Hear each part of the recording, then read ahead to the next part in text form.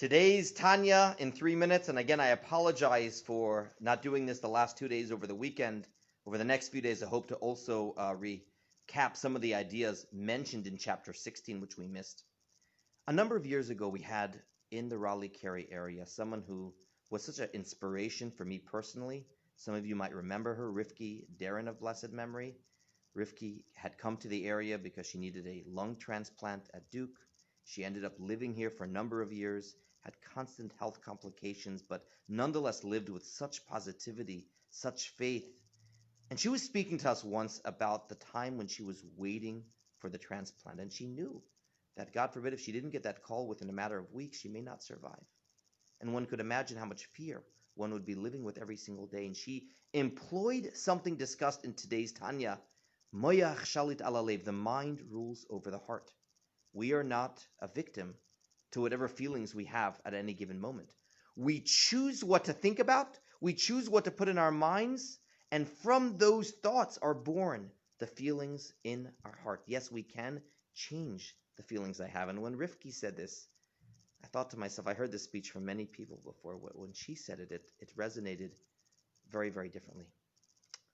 Up until now in Tanya, that idea, the mind rules over the heart, was used in a different context. It was used in the context of, notwithstanding bad temptations, impulses, desires, we can choose no. We can choose I'm going to act on what Torah says, not what those temptations are.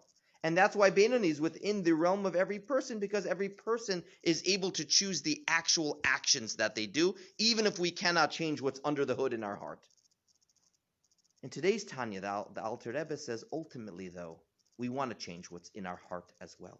You can't only have impulse control, or else it's not sustainable. How do we change what's under our heart? How do we change our feelings, our attitudes about things? It is through meditation.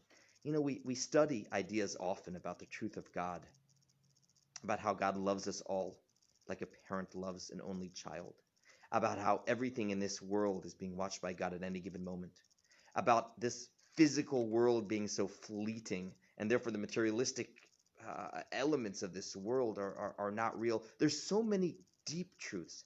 How all of humanity is truly connected because all souls are truly one. We learn these ideas. But do we ask ourselves, how does it make us feel? You know, when you're preparing for a vacation, you think about it, you dream about it, and that itself motivates the feelings. When we are scared about something and we think about it, that fear gets more real. Well, the same is true in today's Tanya. The Alter Rebbe actually says anyone who has a brain in their skull is capable of meditation. And I know some of us, myself included, it's hard for me. I'm more of a doer than a meditator. But the Alter Rebbe says we should not put this beyond us. Every person is capable of thinking deeply, chewing over those ideas that we know are true.